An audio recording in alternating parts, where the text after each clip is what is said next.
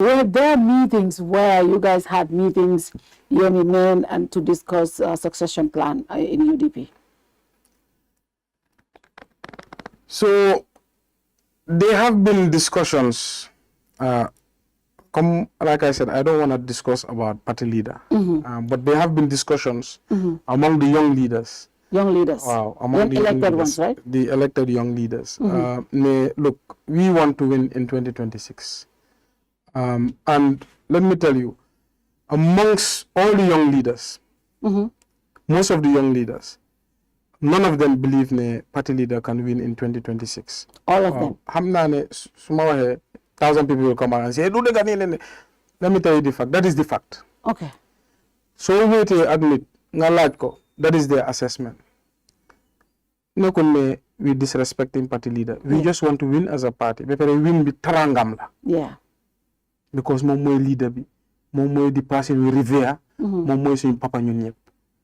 So we had a frank meeting about how can we come together, unite, because I think at some point we recognize that division is imminent. Yeah. So it was a meeting to reconcile, but the idea was reconciliation, dafa wara birth a collaboration and a succession ba nga xamne ñun ñep nañ ci gis suñ bopa pour ñu ne party leader that Jerry you've tried everything. Now we want you to watch us do the work for you. That was the essence of that meeting. Wow, one day, as clearly it did not succeed. But one thing is for sure, majority of people at that time, I don't know now, maybe now people have changed or ideas have changed, but at that time people believed the party needed new blood to win 2026 elections. And what was the outcome of that meeting? Well, the meeting, I'm on action points, but they were never followed. I'm on good positive energy, but right after there was, a lot of noise that came from other camps, etc.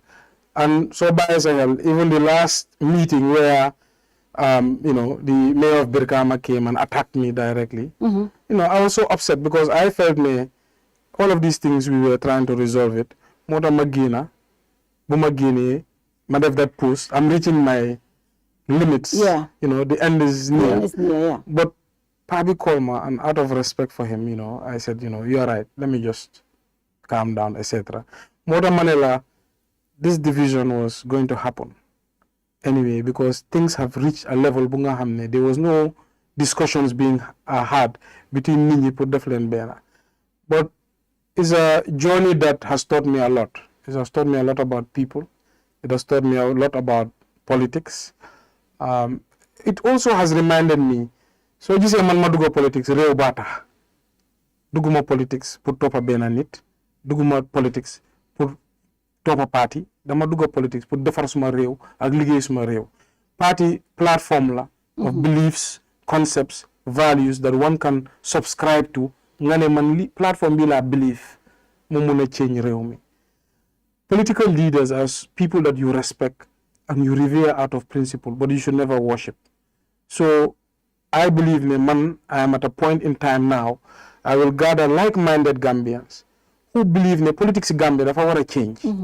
Because one thing we see, Fatu, and that's very terrible, and sorry for my language, quite disgusting. Now in the politics of Gambia, people are no longer talking about issues. Yip hasantela, sagantela, caricature wante. There's no discourse about how do we solve Gambia's problems. How do we attack issues that are hurting market women at the hospital, youths who are returnees. Yeah. What are defar deka amatut? Yip yefi sagante la hasante. And you wonder, if these political platforms make it to State House, what would be their agenda if you spend all the time attacking each other? So Unite, what we are trying to do now is to create a new type of politics based on integrity, transformation, equality.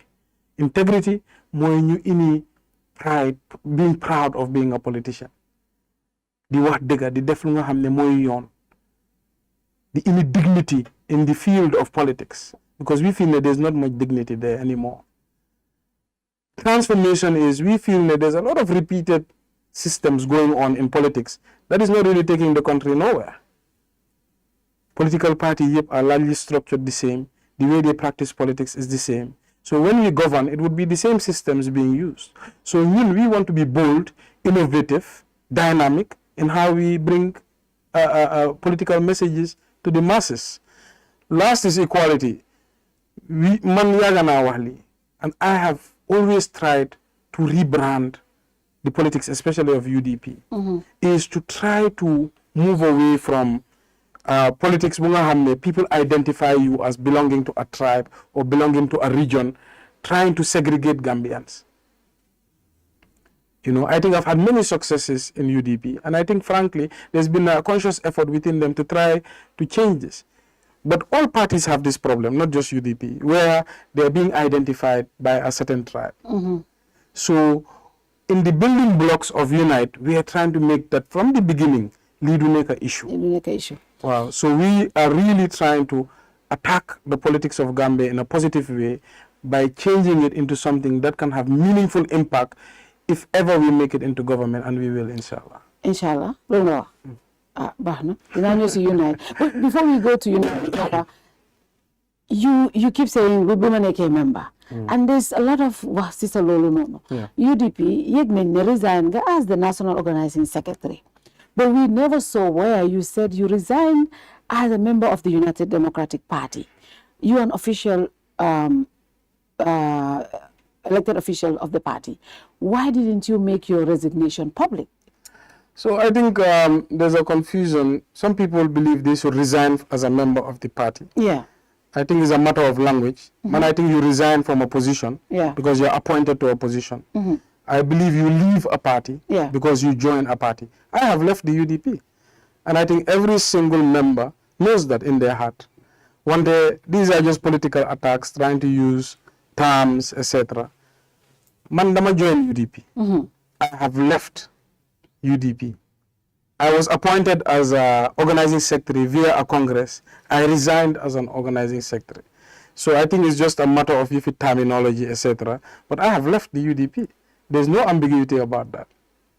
The resignation letter was been wrong. No, you don't resign as a member of the party because I was not appointed as a member of the party. I joined the party willfully and I left willfully. There are people who have also called for your resignation as a mayor. You were elected on the ticket.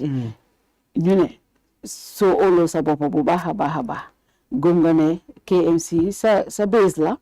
Why don't you resign by election? Luther resign law. That has been calls that have been made because you were elected under the party ticket.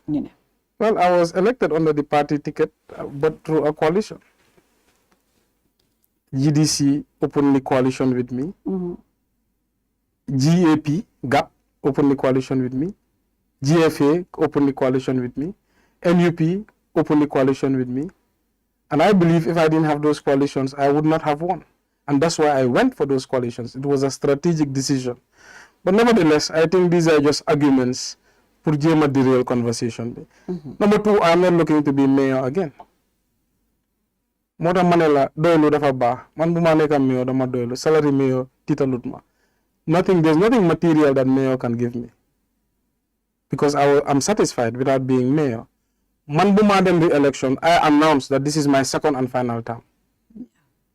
So in essence, next year is my final year of being a mayor. So man suma resign on as mayor, why would I contest in a by-election for mayor? I'm not interested to be a mayor again. What I'm interested in is to finish the job, seal my legacy, and ensure that we inherit KMC, that I inherit KMC in good shape. Now, whatever party it would be. And I'm quite sure by 2027, the United Movement for Change will take over KMC. KMC. Absolutely. Dinañ ñëw si boobu